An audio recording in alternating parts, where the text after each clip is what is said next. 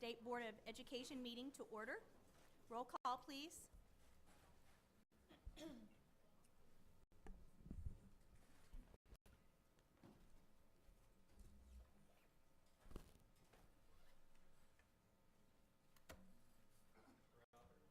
Present.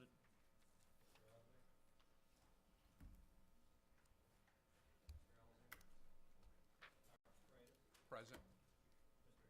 Yes. Present. Present. Present. Present. Present. Present.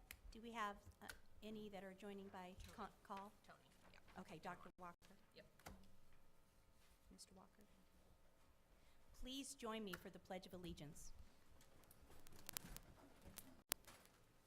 I pledge allegiance to the flag of the United States of America and to the republic for which it stands, one nation, under God, indivisible, with liberty and justice for all.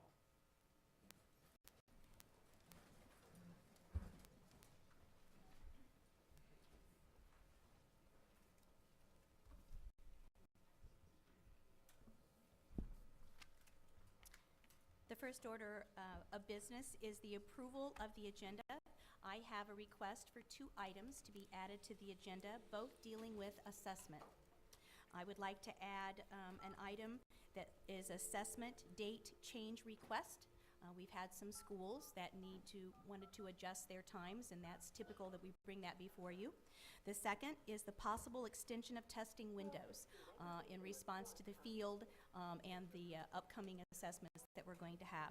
So we'll take these items, the second item, possible extension of testing windows, perhaps after we've had our discussion of the topic, because we have several things under assessment to actually talk about.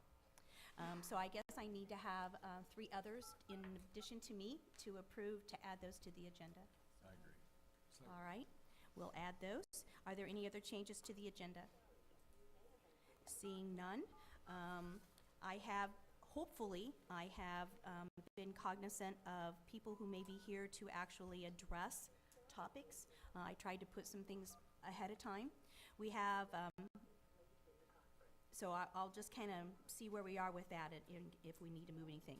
I got a request that lunch be at 12:30 by the board, and so we'll recess for lunch at 12:30, and that'll be good for everybody to kind of know. And then we'll probably have a short break this morning as well. So we are ready for the approval of the minutes. Do I have a motion to approve? so moved. Do I have a second? Second. Any discussion of the minutes? Yes. Okay. I made some comments regarding Credo that were not reflected in the minutes, and I Alright. would like those amended in. Can you get that to I suppose the State Board of Ed staff can go back and try and get those remarks in. So we want to wait for approval, or are you suggesting that we not approve today? I just want to know what your intent is, or are you okay with approving them and they'll include it? I would ask that we delay the approval of minutes till the next meeting so that we can appropriately update them. Okay, we're going to go ahead and vote, I guess, and that, because we have a motion and a second. And in discussion, you've asked for a delay. So your vote will indicate whether we're delaying that and not approving them today. Madam Chair, I withdraw my motion of approval. All right, I'll withdraw the second. it's been withdrawn, I guess. Any other comments? All right, we will then approve Thank the you. January minutes at the next meeting.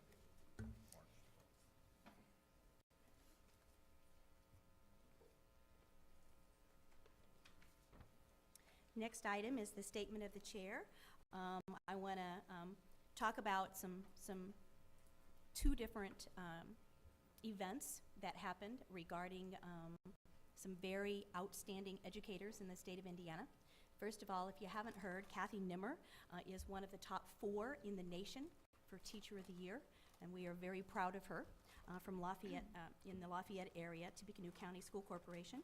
And then this last week, Kelly Wilbur of Southport Elementary in MSD Perry Township and Lori Davies of Pine Tree Elementary School in Avon Community School Corporation were honored as Milken Educator Award recipients, and they each received $25,000 for being exemplary teachers. So that was a very fun day for me and for everybody at those schools. Then I wanted to actually report that I know the legislature, there's been conversation about the U.S. citizenship test, and I want to let you know that at the department, the Social Studies Department, Bruce Blomberg, got right on that, and he said that he has actually gone through the U.S. citizenship test correlation with our standards, and that all questions on the test are supported by at least one Indiana academic standard, and his intention is to make the resource available to social studies teachers to be sure that they're highlighting the civics pieces that we should be cognizant of in the state of Indiana.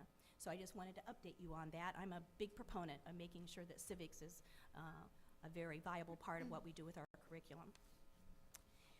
Board member comments or reports? Sarah? I'd like to make a comment, please. You may.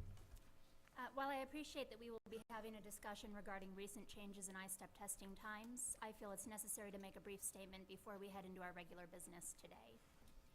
Based upon information released within a memo sent to testing coordinators last week, the amount of time required for students to complete I-STEP testing will be doubled, and including practice times will nearly triple. This does not even take into consideration those students with special accommodations, including extended time as part of their IEPs. As a parent, I'm concerned. As a teacher, I'm devastated. And as a member of this board, I'm embarrassed. Given the timelines required for administration of this test, we are looking at a complete hijacking of all educational programming in our schools.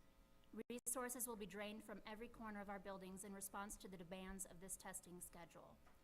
Even more discouraging is the total number of hours that we are expecting our students to sit for assessment. When you look at the research on the typical attention span for children in this age range, compared to the hours required for each portion of the test, it begs the question of true validity of any field testing gathered within this assessment series. I did receive the department's information on testing that was sent late yesterday afternoon, and certainly understand the reasoning for including the comparative data to the 2008-09 testing season. That being said, I ask that our conversation today focuses on the students experiencing this unnecessary stress in 2015. I propose that at a very minimum, we look at adjusting the testing windows. I'm thrilled to hear that that is being added to the agenda today. And am certainly hopeful that we can take time to listen to our fellow educational leaders who have come here to provide solutions today. It is my hope that we can leave here with a clearer vision of the I-STEP experience that will not demoralize our most vulnerable learners. Thank you. You're welcome. Andrea?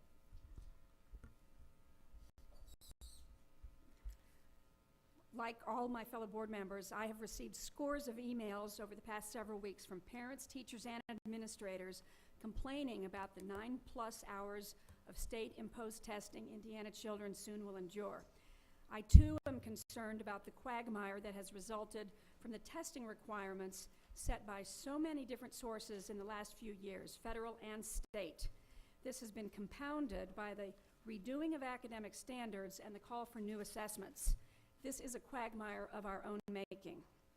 Development, administration, and remediation connected with a new achievement test are projected to cost Indiana taxpayers $150 million in the next biennium. The idea of siphoning off more precious dollars to testing companies is unconscionable when we should be putting any new money into the classroom. It's time to step back and pursue a simpler, clearer testing path, one that will lead to a balanced program beneficial to students, teachers, parents, and the public at large. Senate Bill 566, sponsored by Senators Kenley and Mishler, offers that simpler, clearer path.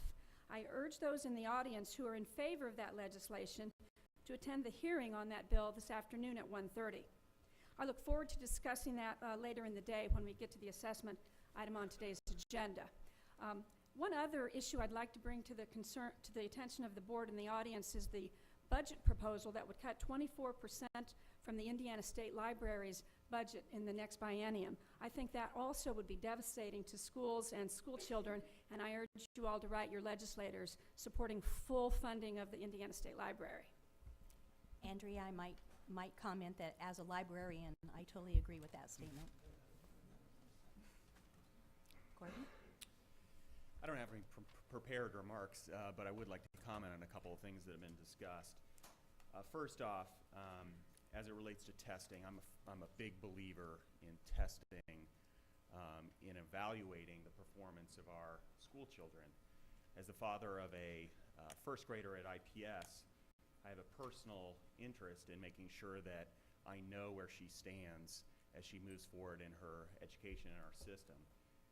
At the same time, I am very concerned about the what's happened recently as to the amount of testing, the 200, 300% increase in the amount of prep time as well as testing time this spring, and have some real concerns about how that has been administered in the state of Indiana and whether some of it could have been done last fall. So we will be asking questions later on in this meeting, but rest assured that we are listening to members of the public and the teachers and administrators who are very concerned about this issue and its impact on our schools. I would also say that, I've heard a number of times that the amount of testing is similar to the amount of time somebody would take the bar exam. And as somebody who has actually taken the bar exam, I can tell you it's no picnic.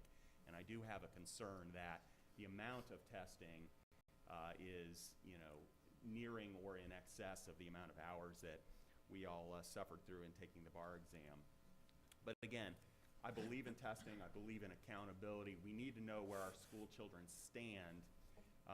And I might add that part of the quagmire that you discussed, Andrea, as it relates to testing was really brought on by ourselves in the state of Indiana. We did not have to change the standards, go through a year-long process to change the standards, come up with new standards that would require a significant addition in the amount of prep and testing that we're undergoing this spring. That was kind of a self-inflicted wound there.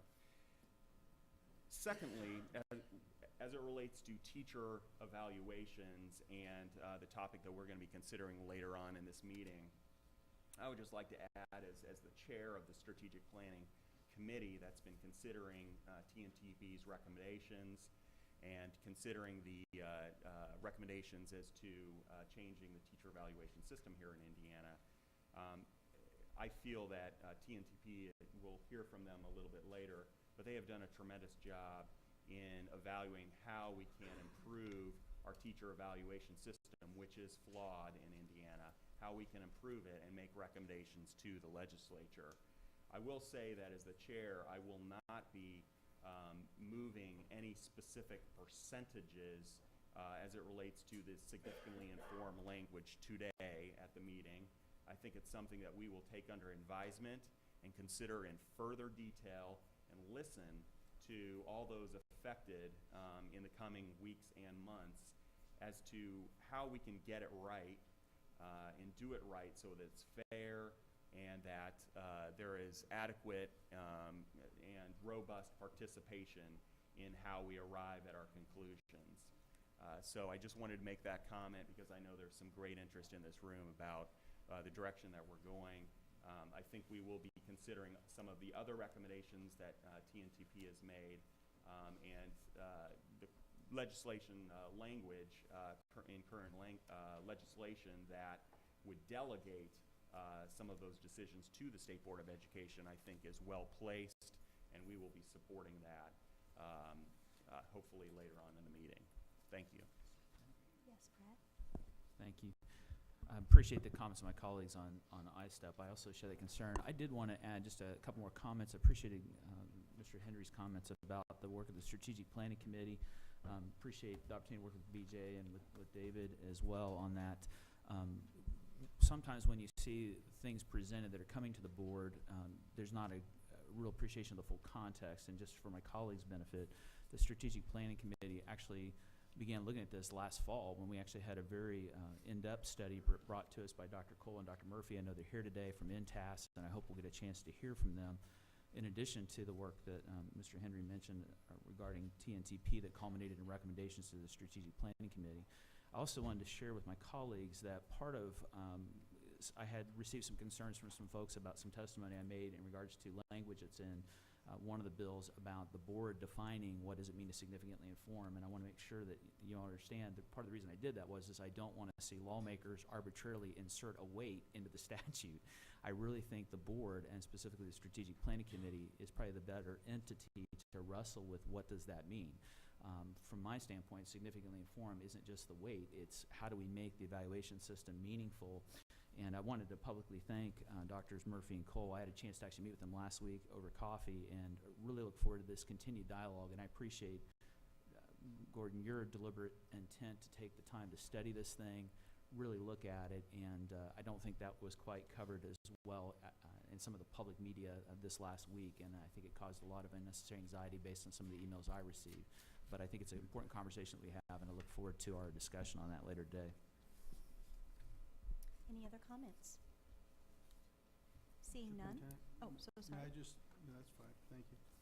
I just would, if you get a chance to read yesterday's New York Times article about achievement gap and its effect on and influence on poverty and the resources that our government has, while education has larger purposes than economic and income alone, there's no doubt in an international economy that we live in, as a developed country, if we want the resources to alleviate poverty, individual, family, and as a country, attacking the achievement gap is very, very important. I appreciate our strategic plan. It calls to eliminate that. It's hard to eliminate something you're not measuring and paying attention to, and the system has to be accountable for objective performance so we can do that.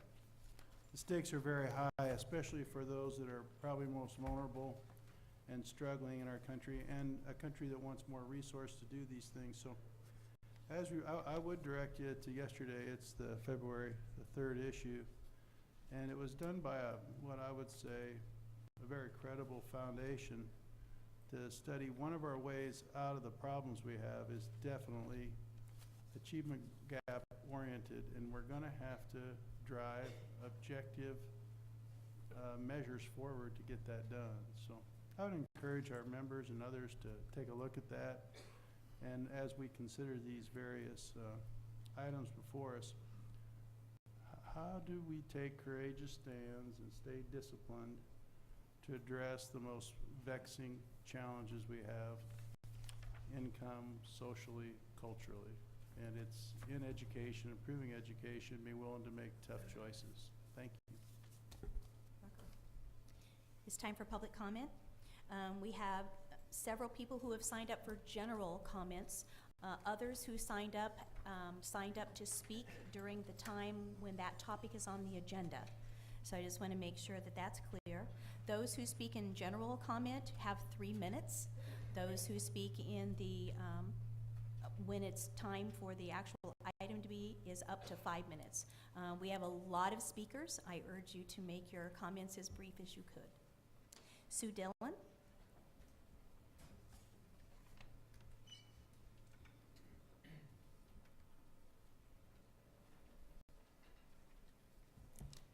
Thank you. I'm here representing the Central Time Coalition. The coalition considers Indiana's Sunlight Schedule an educational issue. 49 school boards agree with us and have signed resolutions in support of restoring Indiana to the Central Time Zone. I'm here to deliver those to you today. We are asking the General Assembly to establish a legislative study committee to evaluate the effects of time zones on its citizens. And I urge you to consider this, the effects, and join in the request for the special study committee. Here are the statistics about Indiana that concern us. 50,000 Indiana students are considered chronic absentees from school, with truancy being the main cause. Morning darkness discourages getting out of bed, and the lack of dedicated parents enables truancy. Falling behind encourages dropping out. In fact, records show that 700,000 adults, Hoosier adults over 18, 700,000, that's 1 in every 7, do not have a high school degree. They haven't completed high school. Indiana teens have the second highest suicide attempt rate in the entire United States. Why are our teens so discouraged and depressed that they turn to suicide to escape? Indiana teens have the highest death rate in the whole United States due to car crashes. There is documented evidence between morning darkness and teen car crashes. Indiana's excessive morning darkness results in inordinate numbers of school delays. Not only does this attenuate the quality of education on those days, it wastes money while schoolrooms are empty and teachers are being paid. Last year in these Eastern Time schools, that totaled $101 million. That's a lot of money being wasted on empty classrooms. There are 850,000 students living in Indiana's Eastern Time counties, and they travel to school in darkness for the majority of their school year. This is unsafe, and these students have no choice but to be out there in the dark. These statistics indicate that there's something broken in Indiana, and our children are the victims. Thank you very much. Thank you. I urge you to consider the study group. And I have these. Next speaker, Julie Slavens.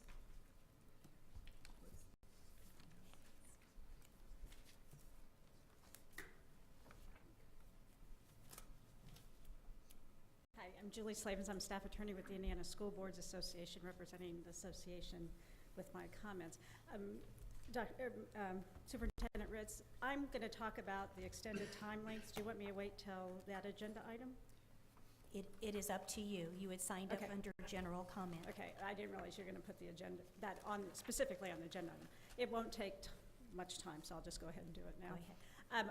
Our association's position is very similar to what the board members have expressed, that we think the extended time period of testing the students does take away time from the instruction and education of the students, and we would ask you to consider shortening that time for this spring.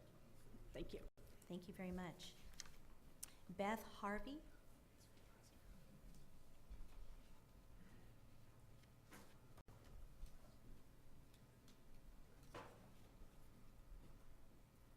Good morning. Thank you for the opportunity to address you this morning. My name is Beth Harvey. I am a parent and the mother of 4 children enrolled in public schools here in the state.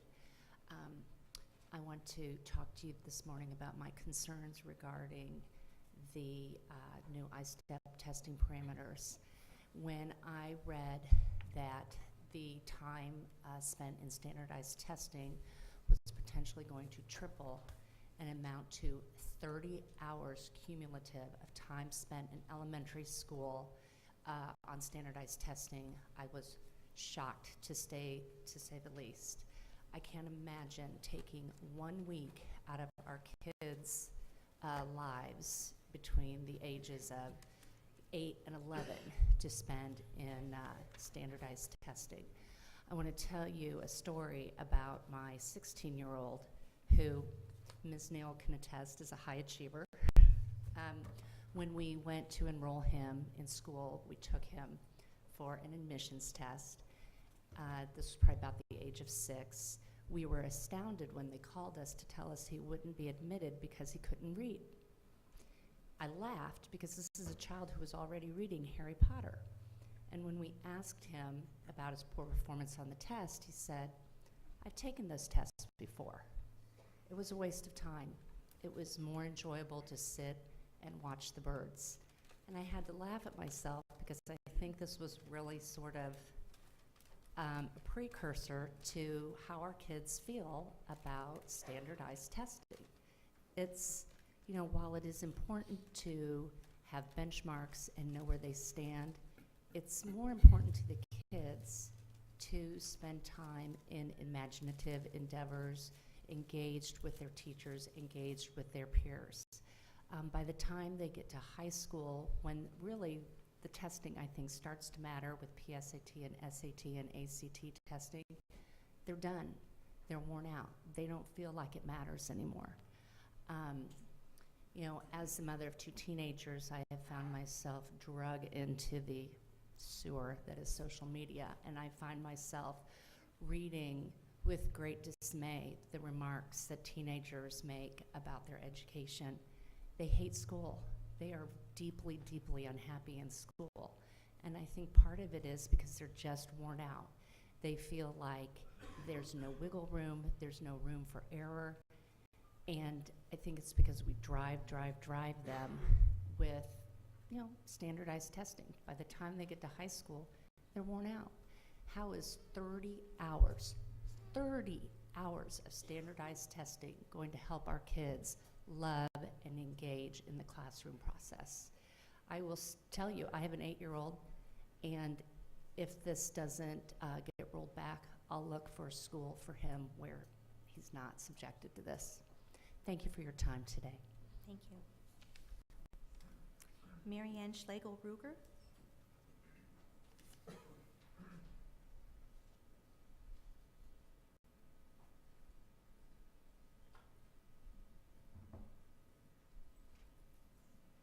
Good morning. I've spoken with you, I think, twice in the past, and I believe each time had to do with testing in some way. I'm not going to talk about that today because it's well covered. I have a different issue to talk with you about. One piece of my background, I tell you about my kids when I talk because that's the story. I'm not going to tell you about my kids today either. I'm going to tell you more about myself. You know that I'm a lawyer. You know that I've graduated from IU Bloomington in 1991. I think what I might not have mentioned is about 6 years of my large firm experience serving as outside counsel and 3 years serving as inside counsel were for a large, locally headquartered, for-profit higher education company, and I'm no longer there. Through that, I learned a lot about marketing, advertising, and recruitment. You may have heard in the news yesterday that Corinthian colleges just had a massive fine placed against it because it has been misrepresenting job placement prospects for its students.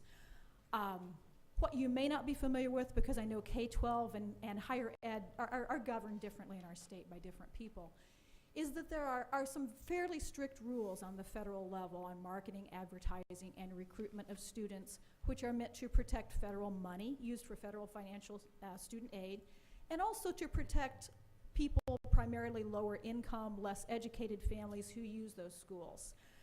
I'm here today to tell you that sadly enough, all of the hours that you have spent on developing the A to F school grades, the hours that these children are spending on tests to the degree that that data is used for A to F are sadly being wasted.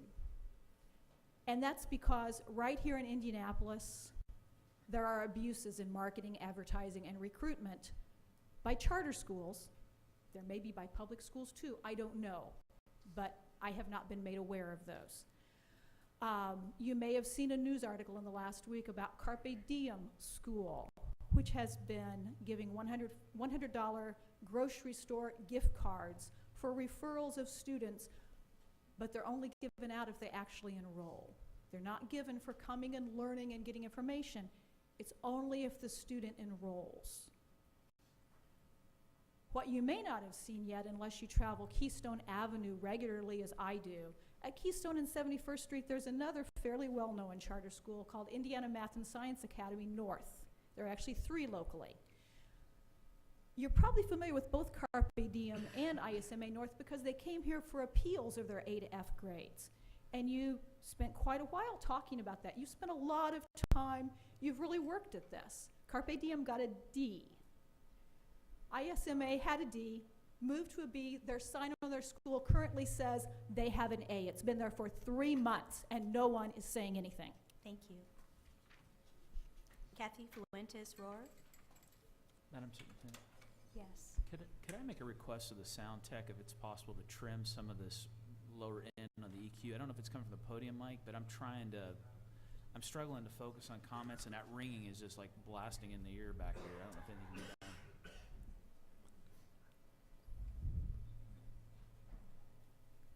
Are we ready? I think so. Am I ringing in your ears?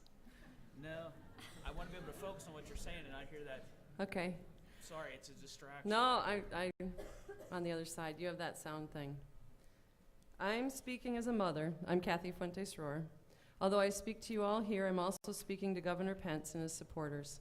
My kids attend public schools because I believe that it gives them the skills and strengths to be good citizens for our democracy. I want them to go to school with children from all different backgrounds because I believe that by doing that, they will gain the ability to find compromise and common ground in the midst of many opposing viewpoints. These are the skills that are being put to the test for all of you here. Because you're appointed by the governor, you're accountable to the governor to set his agenda. Glenda Ritz is accountable to me and to the other million-plus voters who elected her, running on a very different platform. That was always going to be challenging.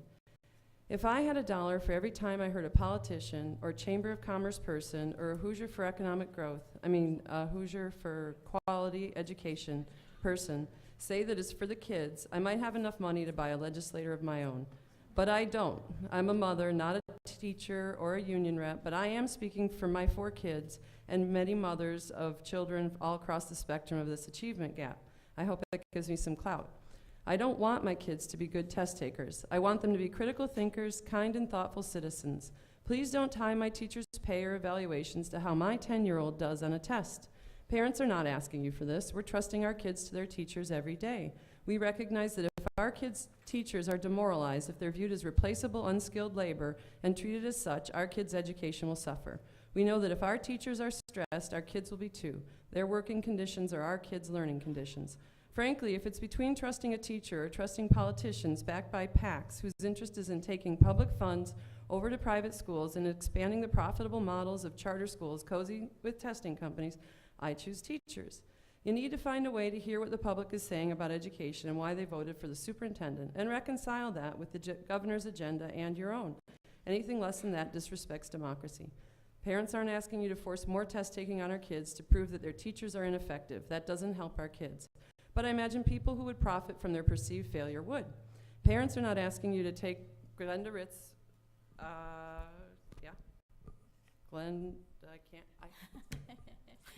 right here?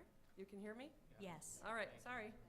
Parents are not asking you to take Glenda Ritz out of the equation. We're asking you to do the difficult work of finding middle ground so that our agenda and your agenda can somehow find compromise. Dissent is not dysfunction, but abuse of power certainly is. Don't equate test scores with learning and stop tying school grades, takeover, and teachers' jobs. That's what keeps the pressure on. Don't remove local control over the few things in education that we have left to control, including teacher evaluations. And please don't remove our superintendent from her roles and duties. She was elected by the people. If there needs to be accountability, let the people decide. It's called democracy. Thank you very much. Todd Bess. Todd Bess.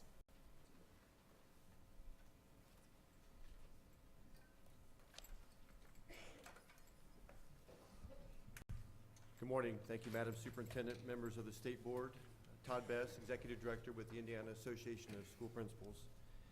Here to make general comments. I may touch on a couple of specific topics as I work through them. Like you, as Director of IASP, I think of all the issues before us.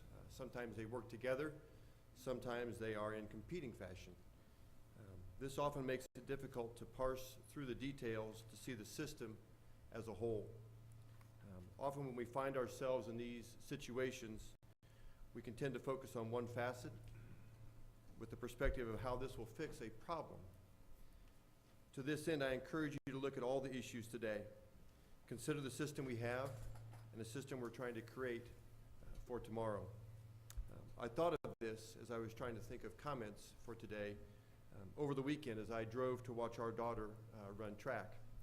I drive a lot of miles, like many of you probably do, and I needed an oil change in my car. And the mechanic I use and trust called to let me know it was also time for new tires. As I picked up my car with those new tires, I remarked I'd been considering trading my car as I was very bothered by the interior noise. I love music and couldn't hear it. Perhaps I'm also getting a little bit older. He commented, "Oh, you'll see a big difference with these tires." About 700 miles later, I know he was right. And I have a car and tires that are good for another 60,000 miles. You'll hear today from several educators addressing evaluations, assessments, A to F, other topics. They in their roles are best suited to speak to the real concerns that they have voiced to me over the last week and a half.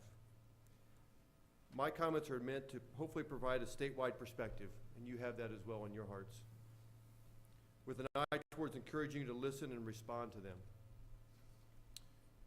Specifically, we have a report from TNTP with some good recommendations. I believe, however, that there are some of those recommendations that are reacting to a problem, and trading cars, if you will, won't really get at the issue. We have an assessment schedule presented to us that is concerning on many levels, and that assessment competes with the evaluations. We'll soon have A to F models that need vetting, and those A to F models incorporate both and impact teacher compensation. Our system and our educators are on the road every day, working for our kids, and reacting without considering all the inputs could cause us to select a solution we don't need. So, a few specifics: we need a shared vision, and that shared vision takes into account all of those facets. We need the input from the educators. One facet of the NTAS report said that we hadn't done that enough. Our system needs to be addressed at this level, and that's not your decision specifically. Our system's what we make it, and we have a great opportunity to put this together so our teachers and principals, where the rubber meets the road, each day can work in concert for our kids. Thank you. Thank you. Thank you.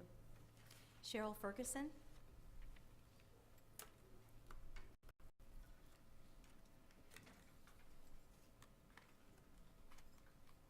Hello, thanks for giving me the opportunity to say something.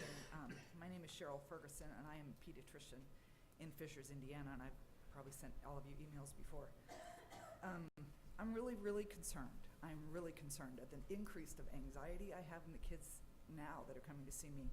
And when I saw how much the I-STEP is increasing, I don't know what's going to happen next year.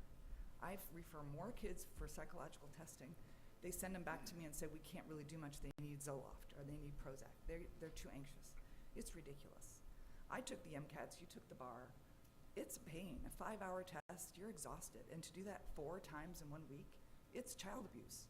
Seriously. I'm required by law to report child abuse, any suspicion of it.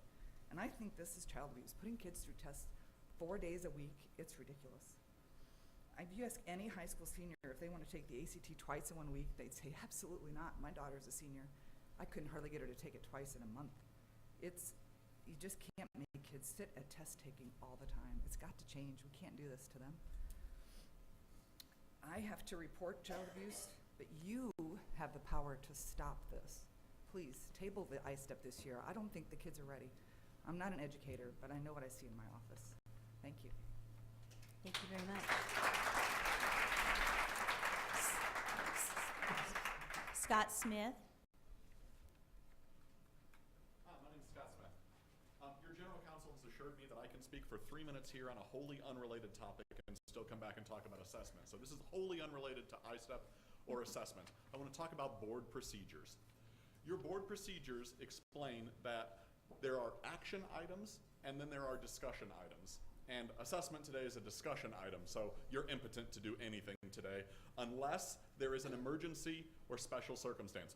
Superintendent Ritz demonstrated that policy beautifully, and I wanted to make sure you're all aware of that. She brought a discussion item onto your action item agenda when she introduced the extension of testing items. It required 3 of you to agree and her. It's a bipartisan effort that has to make that happen. Otherwise, you can just talk today and take no action at all. Bipartisan action, 3 board members and the chairwoman agreeing to bring something up for action, and you can get something done. She did that with 1 good idea. If someone later today brings you 7 good ideas, you can do it again. You can do it 7 times. It doesn't have to be about one fix. You can do it as often as you want. So later, if a patron brings forward 7 great ideas, do the same thing. I've already heard more than 3 board members in favor of taking action. It would just take the chairwoman to want to take action. And we have a chairwoman whose campaign promised this kind of action. Who doesn't want to preside over the largest expansion of ISTEP in the state history? We're going to get stuff done. Tomorrow's newspaper is going to say, Bipartisan State Board of Education makes radical changes to get a job done. Thank you.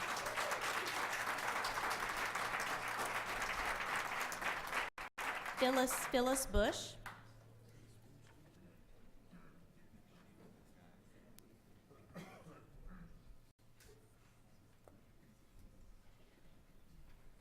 Good morning, all. My name is Phyllis Bush, and I'm from Fort Wayne, and I drove through bad roads to get out of here and got stuck in my neighborhood, but I just wanted to share that as my commitment to all of you. I am going to shorten this because I know I'm under a time constraint. On behalf of the 159,000 people who have been following our Northeast Indiana Friends of Public Education Facebook page, I want to thank Superintendent Ritz for remaining focused on children and on education despite all the legislative frenzy. As parents, grandparents, and teachers, we know how important it is to model behaviors which we think are important, and you, Superintendent Ritz, have modeled courage, and we appreciate your grace under pressure. Since the board is a part-time appointed job, I wonder why you would wish to develop ISTEP tests rather than to have them completed by the Department of Education, which is charged with this duty. I also wonder why you need to be in charge of student data. I also wonder why you need to be in charge of evaluations. I wonder why you want to add more weight to test scores for teacher evaluations, since research shows that test performance of students is not driven solely by classroom teachers. Finally, I wonder why you continue to find new ways to grade schools, communities, teachers, and children when there is no evidence to support the value of such grades. Even though I am livid by what I have mentioned, I come to you today not to speak of these horrors. Among all of the phrases that I used to describe myself, the word Grandma Grizzly has now come to the fore. My 4th grade grandson is a very bright boy, yet he has been struggling this year. Even though he attends a private Catholic school which prides itself on rigor, there is a great deal of pressure to achieve. Unfortunately, he is having anxiety attacks, and he is depressed, and this school system has no system in place to help my grandson. Prior to this pressure to achieve, he loved school, and he loved his teachers. With nearly 2 hours of homework per night, those good feelings have been replaced by drudgery and despair. For those of you on the board who are educators, is this really what you want of the accountability measures you are promoting? I understand you are following the laws that have been passed by our General Assembly. However, since you keep describing yourselves as the policymakers, should you not be pushing back against these instructionally unsound laws? Should you not be meeting with legislators to tell them that this legislation is causing harm to children?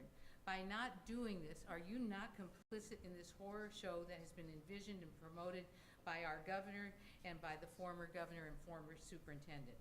While I realize that my comment here has little chance of being acted upon, let the record show that those of you who are educators know better, and yet you have gone along with practices that you know are developmentally and educationally inappropriate. Let it be on the record that what is happening to Indiana children, to Indiana teachers, to Indiana public schools, and to Indiana communities is, in my opinion, an abomination. Thank you. Thank you.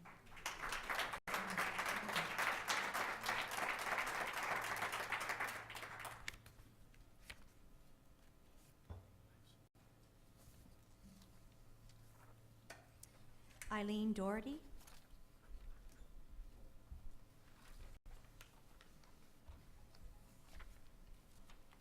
Good morning. My name is Eileen Doherty, and I am here as a concerned parent of a 3rd grader and a concerned 5th grade teacher. I did take a personal day to drive down here and be here with you. I came today first to speak up in support of Superintendent Ritz. Thank you for your leadership and vision for education. I unfortunately only have time to address the most pressing issue in my mind right now, testing. I'm going to speak from my perspective as a parent and as a teacher. My daughter Samantha is in 3rd grade this year, and I know I'm not the only one around this state or in this room who understands what being in 3rd grade implies. Lots and lots of testing, high-stakes testing. I read 3 and I-STEP. Samantha loves learning. She loves reading. She happily does her homework. For her, the world of education and learning has been nothing but joy. She feels smart and confident. She has yet to experience the pressure and hours of testing that begin in grade 3. When I learned last week that Samantha would be spending over 9 hours of testing just for the first part of I-STEP, my heart sank. And then yesterday, 18 hours on all of I-STEP, plus I read 3 in between, I became scared. She's not used to long tests. There's no way she will have the stamina for this, nor should she be expected to have this kind of stamina. She's going to break down at some point, I know it. She's going to start doubting her intelligence. I know I'm going to have to prepare her. Samantha likes to be prepared. She likes to process situations and develop strategies beforehand. So I decided to clue her in on the possible length of the test. Her response, "That's stupid. Why are we going to have to test so much? I just took NWEA. Shouldn't I be learning new things instead?" This is my 11th year as an urban educator. I taught 6th grade in East Chicago, 5th grade in a charter school, and I am currently teaching 5th grade in a traditional public school. Many of us are in the trenches, desperately battling a tremendous amount of negative outside influences on our students.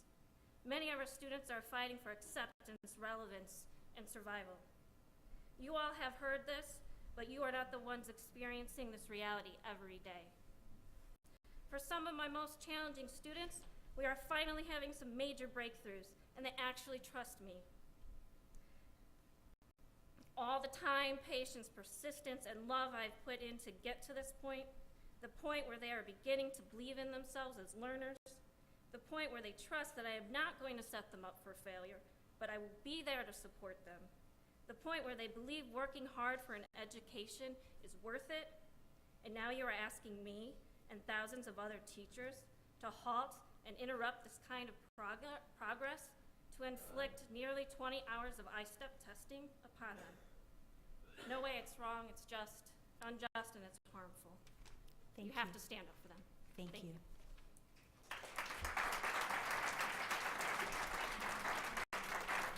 Randy Van Diver, or Diver, not quite sure. Nobody ever gets it right. So sorry. No, it's fine. If you would correct me. No, that's fine. Good morning. I am here also as a parent to speak out on behalf of the parents and actually the teachers who are unable to be here today to speak up for themselves. I first would like to address my concerns on charter schools. I believe that there needs to be some data to support the changes that are occurring, and my question to you is, where is that research? And the answer is clear that there isn't much. The Credo study that you talked about earlier is the only rigorous study on charter schools. Almost 17% performed better, 37% performed significantly worse, and there was no change in the remainder. A stringent meta-analysis looking at the 210 studies done on charter schools identified only 13 that even had a high-quality design.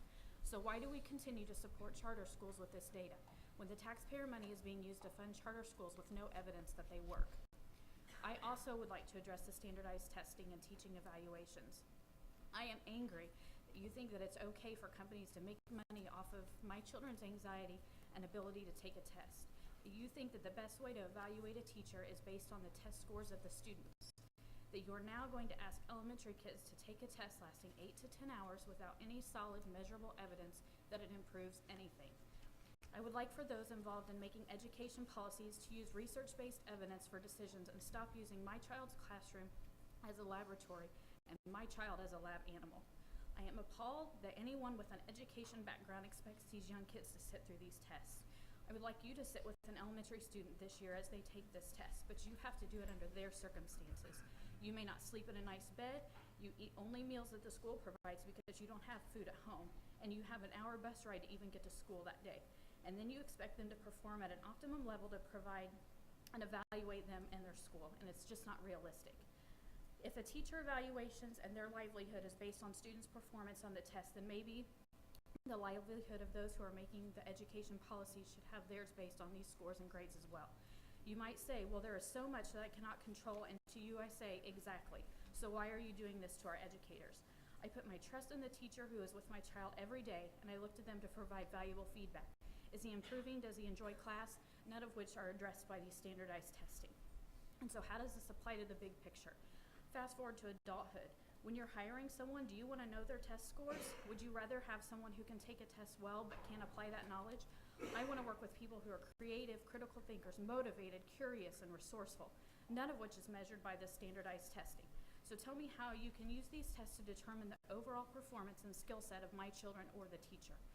And I remember being hard on myself in nursing school because I got a B on anatomy and physiology exam. And I remember my dad looking at me and saying, I doubt one day when you're taking care of a patient, someone is going to look at you and say, hey, what did you get on that third AMP exam? And he was right. It put it in perspective. It didn't matter. One test didn't define what kind of nurse I would be. And these tests should not define our students, our teachers, or our schools. We need to refocus our priorities. And I hope that you really don't think that this should be such a big way that we allocate our resources. Thank you very much.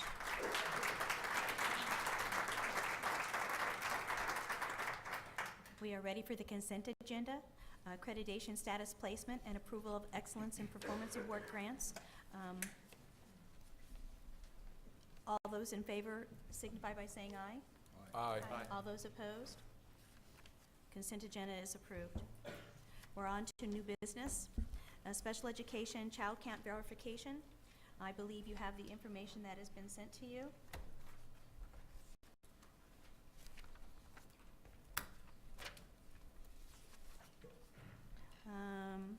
Do we have any questions? I don't know if there's a question. I was going to move to approve, but Oh, you may. Go ahead. I'll move to approve. Second? Any more, any discussion? I have a few questions. Oh, Is so sorry. someone going to answer, or? Well, they can, sure. I have somebody Okay. here. Nancy, are you here? Yeah, there she is.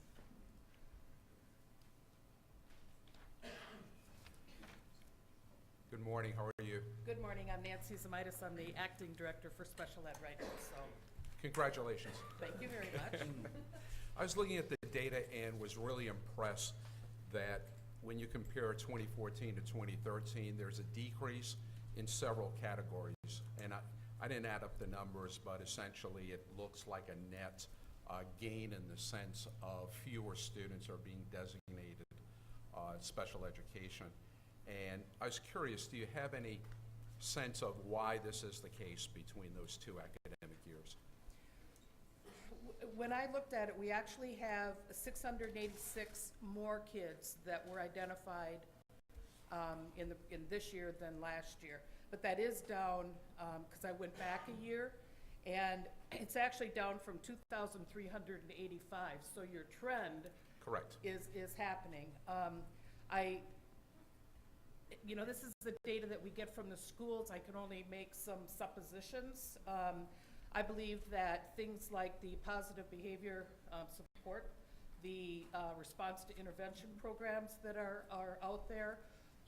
We have worked with psychologists in the state, those people that are identifying the kids, and it could just be the population. I mean, it just depends on who's coming in the door. When I look at it, there is a difference of things like the emotional disability, which is like the sixth line down, and all other emotional disabilities. It could be that it was determined that this group actually needs more services, or vice versa. So My point is the trend's moving in the right direction. it is. And anytime we're moving in the right direction, I think we need to somehow disaggregate the data, try to find a reason why it's happening, and put that into the best practice pot. And if it is working among various school corporations, I'd like to see us, or Department of Education, make an effort to communicate those best practices, that over the past 2 or 3 years, this is working. Let's share that story with other school districts, but also be practical in what those successful school corporations and schools are doing. And I think this is a great opportunity to say we have some hard longitudinal data over time, and these are the things that worked. And then empower local school districts to create these best practices and see if they can make the same progress that many of these schools have made. Is that a possible thing, and It is, does it and have merit? It is, definitely. We can look at the data. I happen to be speaking to the Indiana Council of Administrators for Special Education next week. I will ask them if they have any words of wisdom as to why it's happening, but I can definitely break the data down. I can get some better trend information from year to year, and just get information from them as to why they think in their schools it's happening. In So I can do addition, that. David, we have some very strong initiatives in RTI, response to intervention, Right. that are going on, and that's not just a purview of the special education department, obviously, because it's a general education initiative. And so I have cross departments working on RTI initiatives. Yeah, the RTI has a lot of success throughout the country, and I'm really pleased DOE is working on that. And sometimes information doesn't get to the local school level, so in addition to finding out what best practices are, I would ask you to also communicate via the schools and maybe through the education centers, the outreach coordinators, when they go to schools, rather than focusing only on deficiencies or areas that need improvement. I think we need to be proactive and bring a set of best practices that are working throughout the country and Indiana and catapult those schools forward. Okay, Thanks. great. Thank you. Thank I will you. get more information. Any We- other? Thank you. We have a motion and a second. Roll call, please. Mr. Albert? Yes. Mr. Elsner? Yes. Dr. Freitas? Yes. Mr. Hendry? Yes. Ms. Neal? Yes. Mrs. O'Brien? Yes. Dr. Oliver? Yes. Mr. Walker? Yes. Mr. Watts? Yes. Mrs. Wicker? Yes. Superintendent Ritt? Yes. Next item on the agenda is IPS's Transformation Zone and Mass Insights work regarding George Washington, John Marshall, and Broad Ripple Magnet High School. I have not received any, I guess we have a brief report here from you. Sorry.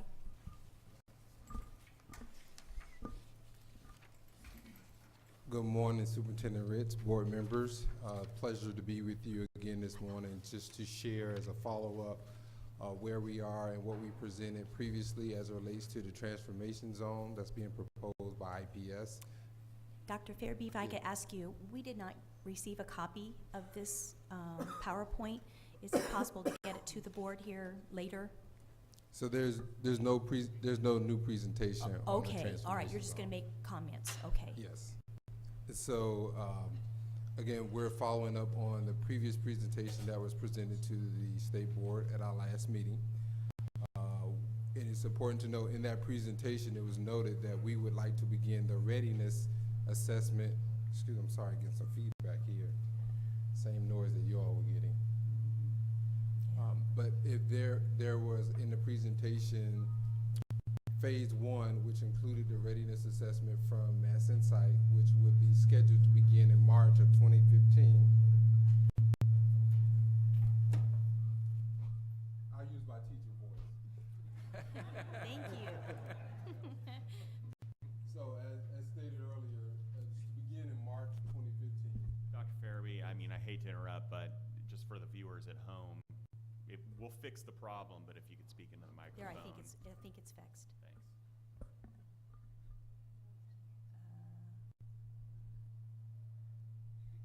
Not quite.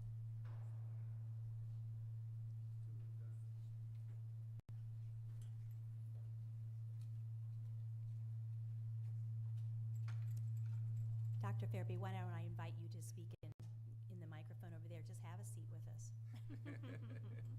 Thank you. Then perhaps we can proceed, although we're still hearing the buzzing. Go ahead.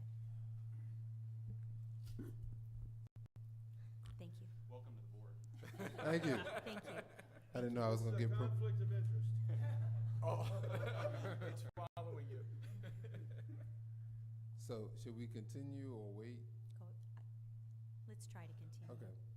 So thank you for the promotion today. I didn't ask you to join the board, so you may sit down at the table. I'll make some decisions while I'm sitting here. But seriously, in the presentation that was previously presented, it was to begin the readiness assessment by Mass Insight, our proposed partner for the transformation zone implementation. We are asking for board approval to move forward with that readiness assessment, and that again will take place between March and July with implementation of our first phase of the transformation zone, which will include George Washington High School, Northwest High School as previously presented, and 2 feeder elementaries for those 2 high schools. So we're asking that the board would approve us to move forward, and then we would have the funding for Mass Insight's readiness assessment, and then also secure funding for implementation for the 15-16 school year. Okay, so what is being asked is for the board to take action on George Washington regarding its place in the transformation zone as presented by Dr. Fairby with Phase 1. Do I have a motion? I'll say it again. Thanks, Andrea. So what we're being, the action, this is on action. The board wanted this on action for today. And so it concerns George Washington School that is in a transformation zone. And the action would be to approve the Phase 1 of the transformation zone involving George Washington and working with Mass Insight to begin Phase 1, which is the readiness assessment. Now, let me make sure we're clear. Is Northwest High School going to be part of this, Dr. Fairby? Correct. So as previously presented, Northwest High School is one of those high schools that is not currently engaged with State Board of Education intervention. However, it was one of the high schools that we believe is on the cusp based on current performance. And so proactively, we've identified that high school and 2 feeders to be in the same configuration of Phase 1 implementation along with George Washington High School. So George Washington is under our intervention. Yes. Correct. And we have, may I ask Mr. Guffin a couple questions? Just because I want to make sure we have some responsibility for that school, and I appreciate being in Northwest. But at this stage, do we have the details of the arrangement? We have what was presented last month, the original plan for Phase 1. And if I'm hearing, is Arlington, or is Washington and Northwest Phase 2, or is that an addition to Phase 1? So Phase 1 is the readiness assessment that would take place from March to July, which would prepare us to move into the next phase, which would be implementation for the 15-16 school year with Northwest High School, George Washington High School, and their feeder elementary schools. So when this, then let me stay with 3 of you a second. When this assessment's done, or readiness, it'll give us indication how we want to move forward. There'll be, for lack of a better term, a game plan. Right, so we have from Mass Insight, Danielle Allen. Danielle can talk a little bit about what to expect from the readiness assessment, but yes, to a certain extent, that is the purpose, is to prepare for implementation, and that will inform the work that would need to take place. And what I want to do is, been through this whole history, we took responsibility for Washington. So when we approve this phase, then we see the next phase, you come back with a plan, and we'll know what happens. So this basically gives us we'll see a game plan, and you've thrown isn't the word, but you've incorporated some other schools in this zone, so you get a more comprehensive feel, which I actually frankly like. But as it concerns Washington, we have an ongoing responsibility to see that game plan. So this takes us one step, but it it doesn't launch the ship Right. completely. So this will take us to the April meeting or March meeting? When will this readiness report come back and the game plan? And so that would be complete over the summer. And then that, yeah, that would take some time. Again, that first phase is planned from March until July. So I indicated at the last meeting that we could work with IPS and Mass Insight to get the funding that was necessary to implement Phase 1. So I indicated that was something that could be supported. And are there more questions? Yes. Oh, Sarah? Just one. Have you received word from Mass Insight that you will be able to get the results back from this assessment in time for implementation for 15-16? I want to make sure we have enough of a buffer zone that, you said this is for action on 15-16, correct, for the school year? Yes, that is the plan, to have that information to inform that process. And Dr. Farabee, could I ask, because I think it's important for the board to understand where Broad Ripple and John Marshall fit within the phases and the plan, because they have authority over Broad Ripple and I know that it's a phase in, but I think you want to address that for me. Yes, so as presented previously, the plan is to continue with the current strategies in place in those schools. And then once we've completed a cycle of implementation with George Washington Northwest, the plan is to scale up with the next phase of implementation with 2 additional high schools and their feeders.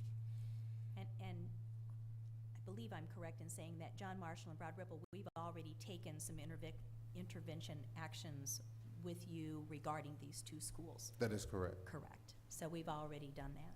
Yes. I have a question for Mr. Guffin. On these transformational schools, and we have a number of them, I certainly support the concept. Would you remind us on the reporting requirements back so that we can celebrate their success along the way? Is that annual? Is that twice a year? I think that will be established with Mass Insight and IPS, but currently it's every other month that a report is made for the old lead partner model, and so that's something the board could establish exactly what kind of reporting is expected, and I think that's something that will be a discussion with Dr. Farabee and Mass Insight on what the best approach to keep you informed would be. Because we have the responsibility for these schools as a board, I take that, and I know my colleagues take that very seriously. And this notion of ongoing communication, looking at the progress is really important. And so, Dr. Farabee, would you be amenable to twice a year or maybe every other month? Would that be a concern to you, or would that be fine? Yeah, we're happy to report. I think twice a year is reasonable. I don't know what the current reporting process is for Evansville, Vandenberg, but we would want to be on the same type of reporting structure thereon, as we're, in many cases, replicating some of the work that's been done there. Okay, thank you. And Dan? Thank you. I'm going to be persistent on this. Having the hearings on turnaround and our intervention, we had a couple learnings from that. One is great clarity. The schools that the board intervened on, it was quite a process. And it was a serious matter because we came to the conclusion the children in those schools were being seriously affected in those neighborhoods and families. And so once we intervene, until there's some different arrangement, I do want very clear in this, in these assessments and the game plan forward, how do written updates come back to us, and when do we exchange and have reports? I want to be careful of your time because you have schools to run, so, and you have your able lieutenants here with you, and that's where we want you actually. But once we intervene, this board, it takes responsibility of schools, we have to follow through. And those are on ongoing contracts. And at some point, if there's a recommendation to do something different, not have any of these, we'll know why, we'll know what metrics were hit, and we know it's the board's responsibility, and I want the board staff involved with these negotiations. Let's be real good at communicating and clarity. Our folks that are running these schools need the clarity, we need the clarity, and the end result would be better for students. That's something we did learn through this, so there's no confusion, okay? And so I appreciate the spirit in which folks are working, and I appreciate the expertise we've brought in. I think we're on a new day. Appreciate your leadership always. And let's just be really clear and keep Mr. Guffin and the board for these schools we took over. Now you're putting some others in with them, which I think again is wise. We're going to get more bang for the buck, and you've got the transformation zone. There's good research behind it. I believe we're going the right way. Clarity, reporting, and let's drive metrics together. Okay? So to reiterate the motion, it's to approve the IPS Transformation Zone Mass Insight work regarding George Washington to begin Phase 1 readiness assessment. So moved. Second. We've already had a move and a second, and we had discussion, so roll call, Third. please. So sorry. So we double moved it. That's okay. Roll call, please. Mr. Albert? Yes. Mr. Elser? Yes. Dr. Freitas? Yes. Mr. Hendry? Yes. Ms. Neal? Yes. Mrs. O'Brien? Yes. Dr. Oliver? Yes. Mr. Walker? Yes. Mr. Watts? Yes. Mrs. Wicker? Yes. Superintendent Ridge? Yes. Next item of business is Arlington transition. Dr. Farabee? It's my pleasure to provide an update on where we are with the transition of Arlington High School and steps taking place to ensure that there's a successful transition from Ed Power Tinley schools to IPS for the 15-16 school year. What you have before you in your materials on this slide is the 5 areas that we've focused on gathering input from stakeholders and community members as we think about the most effective and efficient transition for the students currently at Arlington. And so we've asked input on what are the types of transition efforts that are needed and requested. Also, we're asking for input on school leadership. You'll note throughout the presentation, we'll reference the principal selection process because that's the next step to identify a principal for the school. Also, we're seeking input on the instructional focus. What parents and students in the community would like to see as part of the instructional program.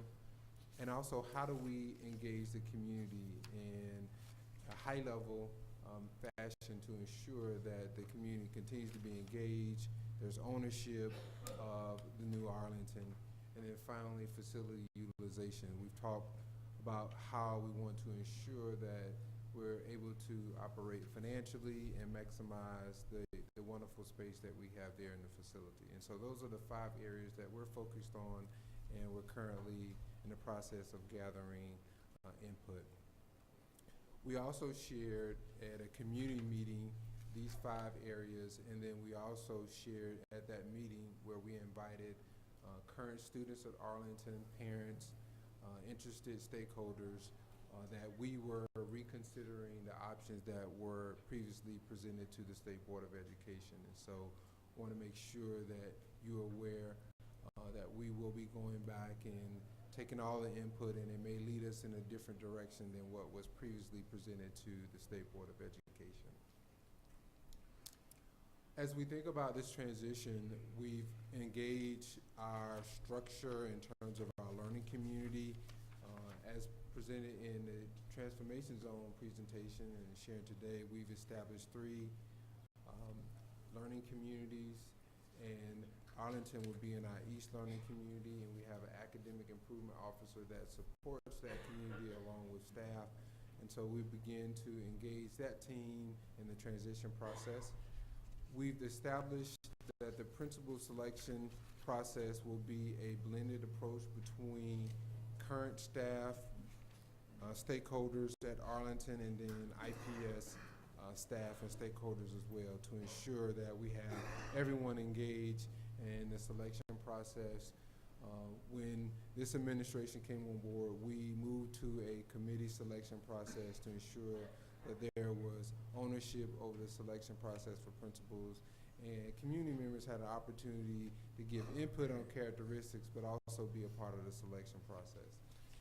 Since that initial meeting, we've established a dedicated web page with information about Arlington and where we are in the transition. We'll continue to update that page with various presentations, frequently asked questions, and also schedules and timelines of events and activities. We'll continue to have conversation with Cathedral. There continues to be interest in some type of partnership where we could support the students at Arlington and also in Cathedral in a meaningful and positive way, given that those two sites are very close in proximity. So we'll continue to have those conversations. As plans develop, we'll share that information with the state board. Our next steps are to launch the principal selection survey. As I mentioned earlier, we want to collect characteristics that are important to the community and stakeholders. We'll also be collecting information on some of those 5 areas, such as the instructional focus, community engagement, and transition activities from stakeholders as well, that will be posted on the website for family and community members as well. We'll continue to collaborate not only with the Arlington community, but also our current IPS schools that feed into Arlington. So we have a number of elementary schools that are feeding into Arlington. We want to make sure that those families are aware of what's going on and ensure that they're in the loop as decisions are made about the transition.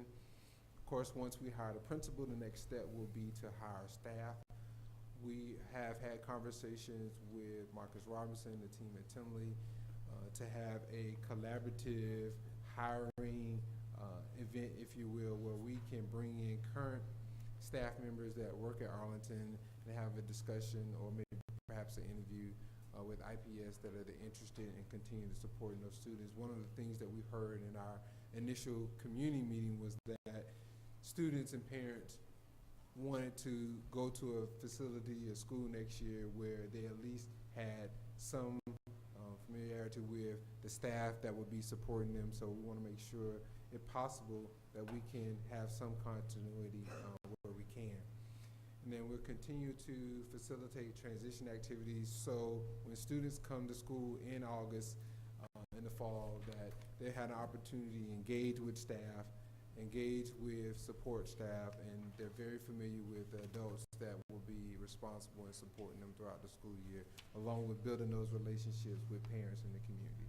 And we already had some interest of some groups that want to be involved, want to adopt Arlington.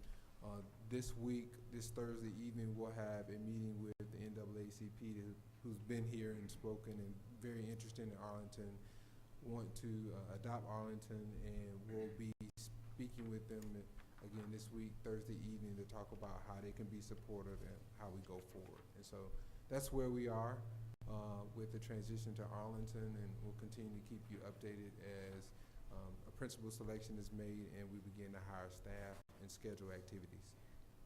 So this item was put on the action agenda, so I'm not clear about what action, except perhaps to support the transition work that's of IPS as presented. Dan?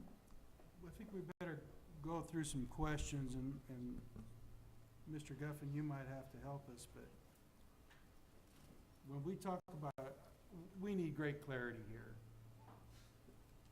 Right now, Arlington's under the State Board of Ed, and we're developing an arrangement on metrics, governance, who's reporting to who. For instance, do we have the principal reporting? I want to see a plan with some more detail and what the metrics are going to be. Does the principal report to the transformation zone officer, directly to the superintendent? What's the clear line of sight? What's to be achieved? Are we bringing a transformation zone together there on the east side? And are there other schools involved?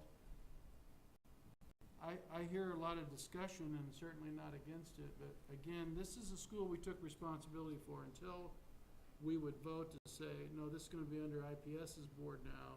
we're stopping the intervention, then we need to see, unless I'm off base here, and I could be behind, I mean, in terms of, I haven't seen a real clear plan based on some of the principles, not PAL, P-A-L, but the principles we learned about turnaround and transformation over the years we've been involved in all the hearings and discussion, expertise we received. And they emphasize clarity and writing some of this down and knowing exactly what's happening. So we have input and we have good intentions and everybody's working, but I don't see the clarity here I need as a board member that took responsibility for a school, unless we want to vote just to send it back and, you know, I hope you do well, but I don't think we're there. And so, Mr. Guffin, I don't know what you have on your side in terms of an arrangement or what you know about these that, from your side of the house, I know we've asked you at a couple of meetings through this year-long travel in the state, what we need to do when we intervene in a school. But I don't feel like we have enough clarity exactly what's going to happen. That's not a criticism as much as a statement of fact, and I know clarity is very, very important. So, Mr. Guffin and Dr. Farabee, when will we get this plan and I type think right? board staff is more than willing to work with Dr. Farabee to get a more specific plan developed. And if March or April is what it takes, we'll certainly work with him to get this all on paper and make it clear to the board. Yeah, and I'd prefer March because we want to ramp. One thing we learned from the past too, the longer it's delayed, that it makes staff nervous and everything. So the sooner the better, not to compromise quality and clarity. I think it needs to be very crystal clear. Here's the kind of metrics we're after, here's the structure, here's how we report, here's the IPS. They're going to report here, and the clear line of sight to this superintendent is how. And what we learned some things in Evansville, and I know you're using some of those learnings. And if there's a consultant involved, what's their role? But this board, I don't want to have a fuzziness as to who's accountable. Until we vote to send it back, I want it crystal clear, and I want it that way because it maximizes the possibility of being very successful. Lack of clarity maximizes the possibility it'll get muddled results. And I think and that neighborhood and these children deserve our very best. I think we can put together a plan that will allow you to vote to send it back to Arlington or not, whatever the board prefers, at the March meeting. Yeah, I mean, there's different options here. I just want to know what exactly we're doing. We're going to keep it here. We're looking at the 1321 option. What's the deal, and what do we want to see over time before we would sign off and say, yeah, that's done, it's back to IPS. I just want to see it very crystal clear, okay? So- And I want that from all sides involved. Just one more note, and that is, if we speak too close to the microphone, that's what's causing the feedback, and I wanted to make certain that board members are aware of that also. Brad, and then Andrea.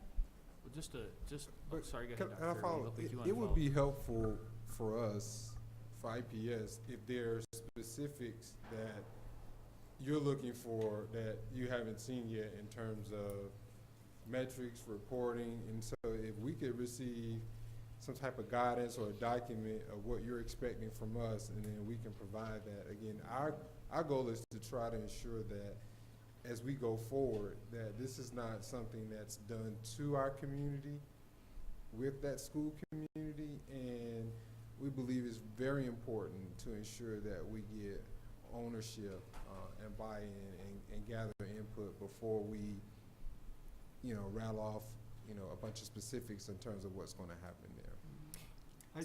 I think by and large, the various consultants, the committee on turnaround, and they had it lined out pretty well. And if our board staff could put that together, we'll look at it and make sure it gets, so we're working off the same template. But I want real clarity, who's ultimately responsible for this school and what's the reporting structure? And if we're going to take a vote to do something different, I want to do it very consciously But till that time, we still have responsibility for this school. And Bob, Teresa Brown is more than happy to work with you because we monitor all the schools. So we'll work with you on that, on what that might look like. So Brad? we'll make sure you have clarity, Dr. Farabee. Brad? I think the point's been covered. You kind of took the words out of my mouth, and that you made the request you made, I think is important, because I think what happens is we use words like transition. We're trying to transition these schools, and obviously that's the end goal, is to transition them to some point. But you're right, while they're with the board, any decision that's made, whether we go with a lead partner or whether we give them under the control of IPS, I think it has to still be from the standpoint of it's really about how do we transform that school. And I think it's a fair request on your part to say, how do we document that in a similar fashion, whether it's a lead partner over here or whether it's a unique model here. The point being, how do we know? And I think that's what you're getting at, Mr. Ellsworth. How do we know in not letting transition be the thing that drives it, but rather how do we best transform that school? So I appreciate that suggestion by Superintendent Ritz too, to maybe combine that with what Teresa's doing. Andrea? I'm curious to sort of have you characterize what this endeavor really is. Is this a turnaround, or are you creating a brand new school almost from scratch? Well, I think that's what we're trying to get information on is, how do we effectively transition the school from its current operator to IPS in the most successful way possible. Will any of the student body remain? Well, we don't anticipate at this point moving the student body. Okay, so all of the student body would remain? That is the plan, yes. Okay. Somewhat unrelated, as Shortridge transitions and the law and public policy magnet has moved out, I'm curious if you're keeping the law and public policy magnet and putting it elsewhere, or if you're just closing it, or if thought's been given maybe to putting law and public policy at Arlington. The law and public policy program is transitioning to Arsenal Technical High School. Okay, okay. And what made me think of that is Cathedral, of course, is well known for its state championship We the People team, and it seems that that would be a very nice collaboration to maybe put We the People or something like that in that program where the two schools could collaborate pretty intensely on even curriculum. So just kind of passing thought. Yeah, I think there's tremendous interest on both sides with Cathedral with some type of partnership. In our initial meeting with families, what we heard is opportunities for career readiness, college readiness, and so those are things that we're considering to make sure that we are infusing in the instructional program what aligns to the needs and desires of the community members. So I'm suspecting there's no action that the board is going to take, and that it'll be on action in March with a more complete plan of the transition of Arlington. Thank you very much.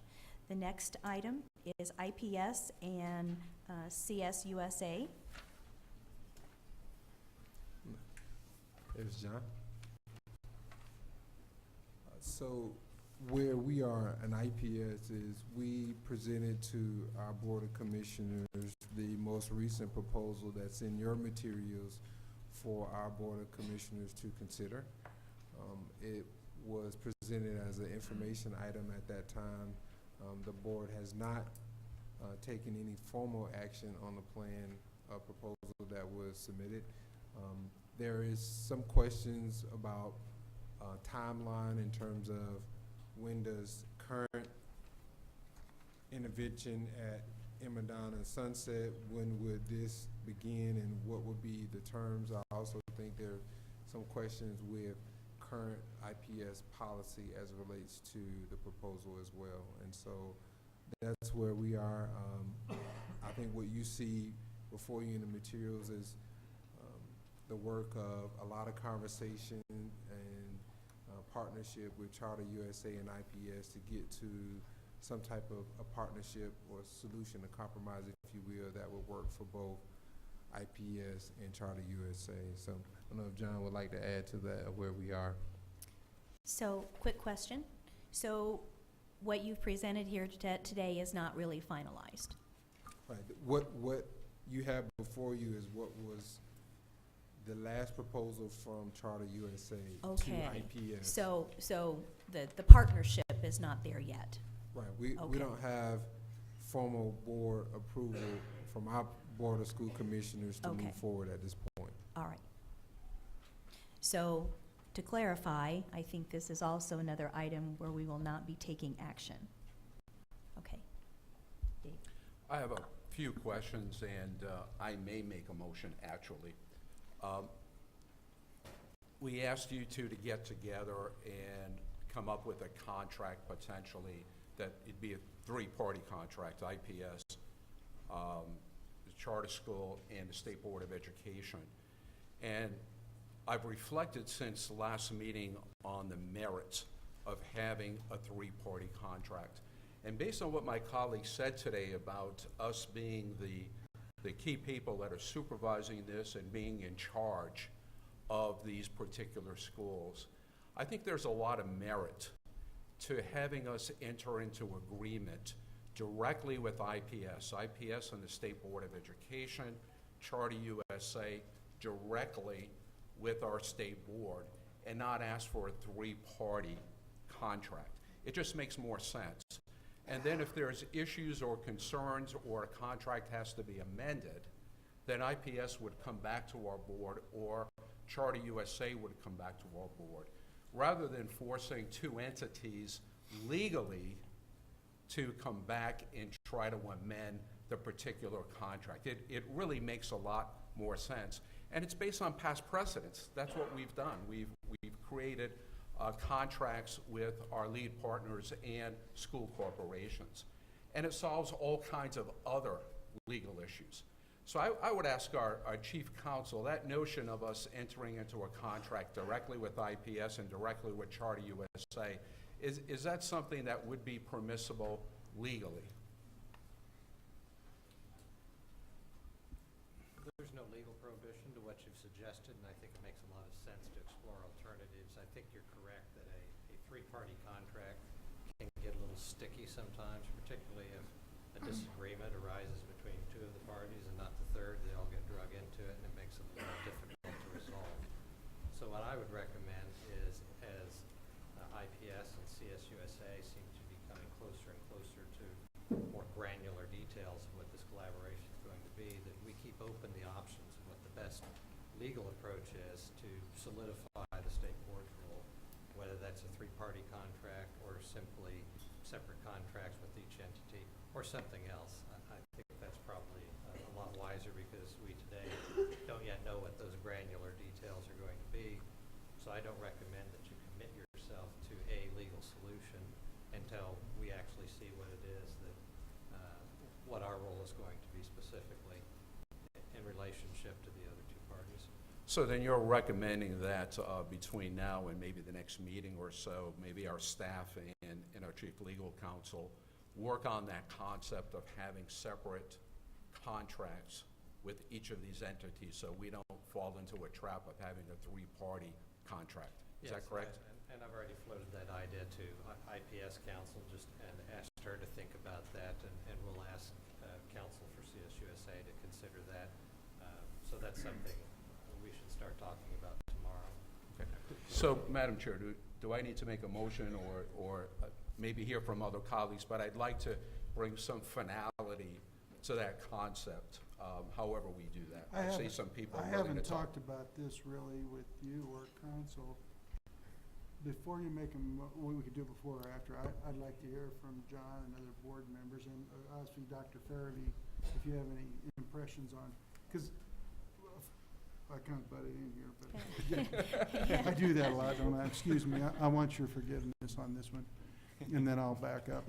I do appreciate, it seems like folks, this isn't easy, and you've been working together. The general spirit I really appreciate. So now how fast can we get to a deal, I guess, is so. Well, I want to just reassert the positive nature and the perspective that Dr. Farabee has done during these discussions with us and with your state board counsel and staff. And I do know that he is working with his own board to bring something together. I do think that's an interesting idea, because there is the concern that his board has raised on whether or not the direct contract with us as a corporation is the best model given policy issues, and that may be a consideration as well.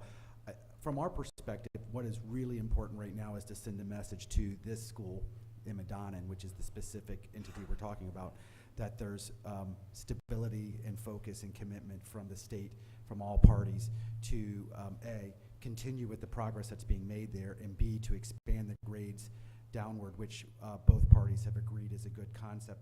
We generally have, as you've seen in your documents, something, sorry, that's too hard, that's too loud, sorry. In your documents, as you might see, a pretty good understanding of what both parties have agreed to do to drive that, including services that IPS would provide back into this school, the idea that the school grade would benefit as it grows, the whole IPS structure, that there'd be an alignment of interest to see success at the school, and ultimately that we help to transition that entire community around.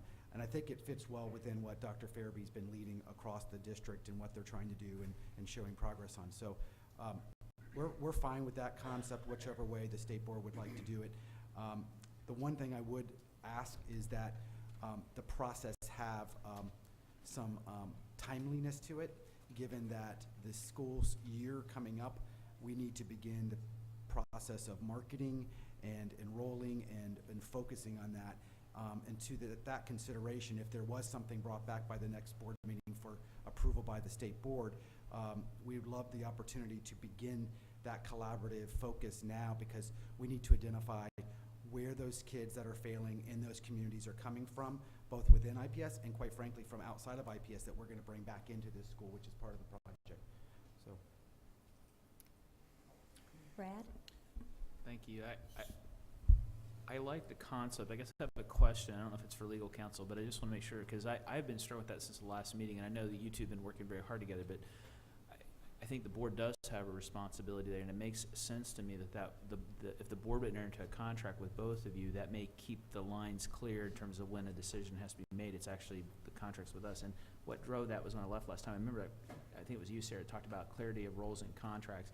I guess my question to John or legal counsel is that, so if we went down the path that Dr. Freitas has suggested, and you brought a contract back, and the board would actually have a contract with Charter Schools USA and a contract with IPS, is it what you're telling us would be, are you envisioning that contract in such a way then it would be very clear then on the roles and responsibilities that then the board would be the final arbiter between the two entities and how both those contracts get carried out? That's how we're envisioning it right now. Okay. And we need to talk to individual members of the turnaround committee just to clarify what the exact expectations are. You mentioned getting into the specifics, and I think that's exactly what we need to start doing tomorrow. As the initiator of the concept, that is exactly what I'm trying to do, to delineate very clearly for both parties what their roles and responsibilities are. Then it comes back to the board. We can look at each contract and just be sure everything's covered, and then hold them accountable for doing those things that they say they're going to do. And that's what we've done in the past. We have a contract right now with Charter USA. So what I'm thinking of is an amendment to their current contract, which includes the additional lower grades, the K-6 addition, and maybe some other things that we would put in there. And same thing with IPS, we would delineate very clearly what those roles and responsibilities are. And I think Dr. Farabee has talked about, rightly so, this notion of knowing exactly what they're responsible for. And I think it's just going to clean up sort of a difficulty, not in the collaboration. I feel real comfortable that they're both collaborating productively, but from a state board perspective, as one member, I need to know who to go to if I have a question about busing or about students going to that school or instructional activities. I really want to know who to talk to about those issues, and this will really clean it up. Dan? Thank you. I've raised my hand. Good. I'm trainable. Educable. The thing I like that we've done here, and what I see in the documents and what I'm hearing, it seems like when we first did the turnaround, the unfortunate intervention, actually, it's not where we wanted to be. But this is starting to focus really on how can systematically and over a period of time and working through a feeder system, help students do better and making a neighborhood better. And so if we could stay down that path, we'll use the data and the expertise and the national research we've used on what needs to be clear, keep focusing on helping students become more successful, using some best practices. Everybody wins, but starting with the children, those neighborhoods, the educators have some clarity what's going to happen, and the city's better. We're going to be in a win-win deal. So I kind of like the way this is going, and so I appreciate it, and we can visit. And I think timeliness, one of the things we found when we first intervened, getting into June and July and not knowing what's going on is detrimental. And Sarah, you were on the committee, and Mr. Walker, our friend on the phone. Clarity, swiftness, focus on children, what's going to be good for the families and the neighborhoods is where we need to go. So if we can get this worked out by March, I much prefer it, because then the wheels are in motion and we're building up our city and the educational quality. Dr. Fairby, when do you expect your board to have some type of approval of what it is that they see going forward? Because we have information from Charter USA, but we don't have any information from IPS. So what you have in front of you is actually a response to what we initiated. So this document is in somewhat of a frame of what we agreed to this point. And so we started the conversation with a proposal.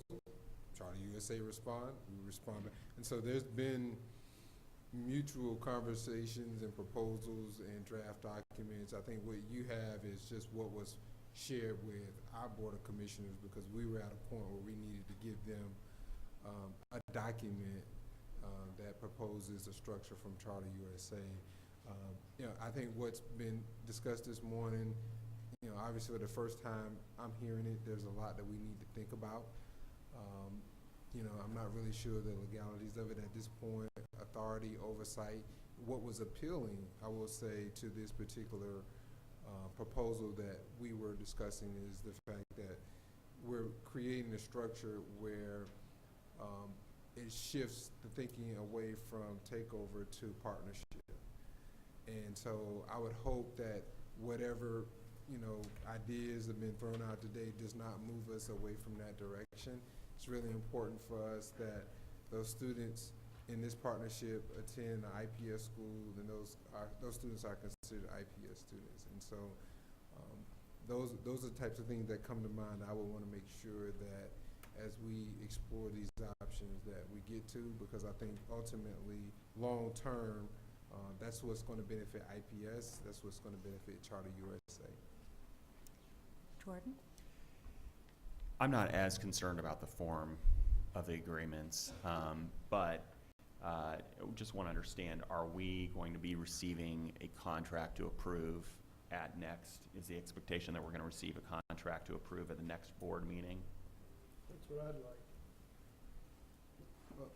From our perspective, we'd like to hear from legal counsel on what's been discussed today, and if we need to have further discussion on a contract directly with the State Board of Education. We'll have a meeting with our commissioners next week. We will reprise a conversation on what's been presented by Charter School USA, and then we can make a determination of how to go forward. But we'd like to have this sewn up with a bow, just like you, because we understand how important this is in terms of planning, because there are a lot of logistics that we need to plan. We've talked about calendar, transportation, marketing, recruitment, and all those things. So we understand how time sensitive this partnership is, but we also want to do our due diligence. If I can add too, just for staff who will be working with IPS and Charter Schools USA, we support this partnership, I think, and we want to see it successful long term. And those contracts, the devil's in the details, and those contracts will really need to provide incentives for both parties to be successful, to work together, to make this, a successful and beneficial partnership for the school children who are attending the schools. So I want to make sure that that's in the contracts, that we're very detailed about what our expectations are, what our goals are, and what we define as success of this partnership. And so hopefully that will be the case. And when we see the contractor contracts come back to the board next month, hopefully we'll see that built in to the language. Troy? My question is for Superintendent Ritz to explain to me and to the members of the board what the role of the department would be after the contracts are in place. So the department is responsible for overseeing all schools that are low performing, D and F, and we do that. So we have regular protocols that we put in place to make sure that those things are adhered to, because all of these schools receive federal funding. So we have an obligation by the federal government in making sure that those monies are spent appropriately. So we do that on an ongoing basis with all of the schools that are low performing or that have Title I dollars, to be quite honest. And so that's our general role in how this works. I guess I would add, because I noticed that you mentioned an amendment to the contract. The current contract, if I'm not mistaken, and I might be, I believe Charter USA has a contract with the department. Yes, sir. Yeah, well, Madam Chair, I believe that, and I'm going to go back on memory here, that I'm not sure who signed the original contract, if it was the former secretary, state secretary, or state superintendent, or the board, but I know it was approved by the board. Yeah. And I think that so is true. That's the part that the attorneys have to tell us on. Sure. But I do appreciate that. One thing I do want to hope that the board thinks through as we do these new cutting edge ideas is that I know that we're hopeful that, and I know that we will be, continue to see support, because we do appreciate the support the department's done, and there has been support. I want to let the board know that, and that we continue with that. Obviously, we're going to continue to try to focus on getting the SIG grants that are important and critical to this school, and hopefully the partnership model will show real reasons to continue with that, and we appreciate that. You're welcome. Gordon?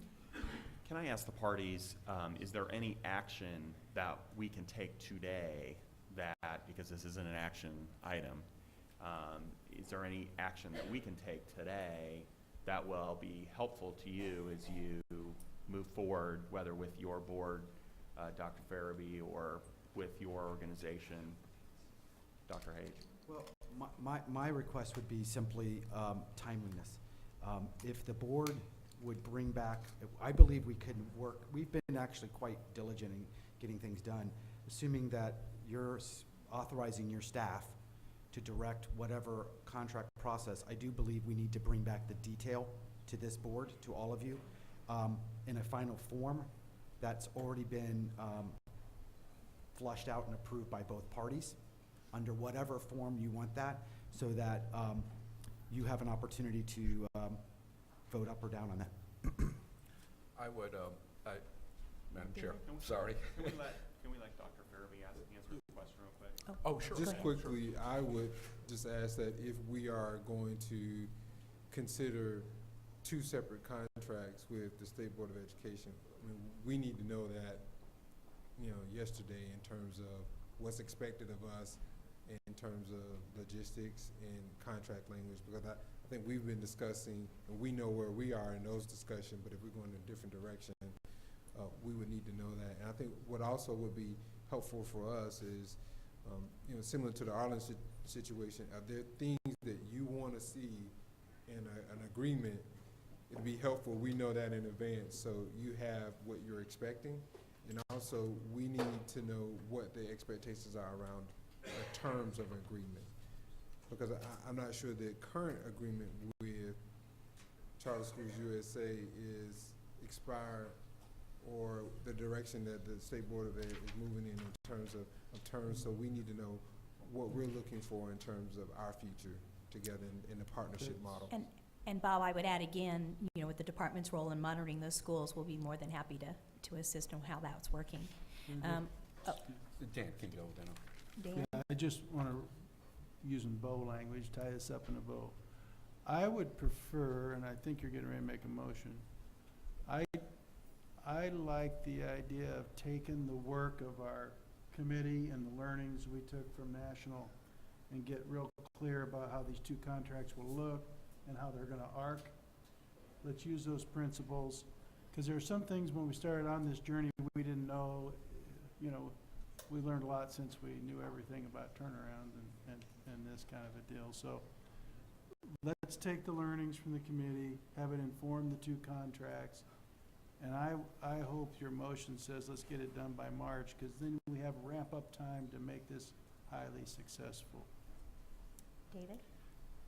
I'm going to make the motion then to get us on record, and I appreciate the collaboration. And this notion of having two separate contracts does not in any way detract from that collaboration. What it will enable us to do is to have two separate contracts where we are contractually obligated to each other separately. And there's another advantage, that it doesn't get in the middle of collaboration over legal issues that may arise. We're not expecting any, but they may arise. And so for the reasons that were stated here, and there's many other reasons legally and otherwise, that having separate contracts, I think, is essential. So I will make a motion that the State Board of Education enter into two different contracts, one with IPS, one with Charter USA, and have those contracts come back to us in March. And the notion of coming back in March, I think a lot of the legwork has been done and the agreement has been reached on specificity. And so it's just a matter of bringing those separately. There's a big advantage to having transparency, having people know exactly what their role and responsibility is. So I'll put that motion on the floor. Is there a second? Second. Any more discussion? I don't know, I don't think we need to amend the motion, but I do like the concept that board council and the department and board staff, all those groups working together, do look at those recommendations, because this is the first chance we will have had to really integrate some of that into an actual contract language for March. I'll be available if you want to go through. I think we wrote them out pretty well, but. Roll call, please. Mr. Albert? Yes. Mr. Ellsner? Yes. Dr. Freitas? Yes. Mr. Hendry? Yes. Ms. Neal? Yes. Mrs. O'Brien? Yes. Dr. Oliver? Yes. Mr. Walker? Yes. Yes. Mrs. Wicker? Yes. Superintendent Rich? I'll abstain. We're going to take a very brief recess. We're going to reconvene at 11 o'clock. Can I make one comment before you do that? Just the mayor's office in December, Claire Fidian Green spoke to you about the mayor's office had volunteered to work with the transition from Arlington to IPS, and we have met with them, and they are willing to do that. And in addition, some of this all stemmed from Charter Schools USA's petition for relief, where they didn't really request any additional dollars. They were requesting assistance and support in building some sort of feeder system, and IPS has worked very closely with them to see that that kind of thing happens. And at some point in March, when you review the contract, Mr. Hage will then be hopefully withdrawing that petition. Thank you. We are recessed till 11:05.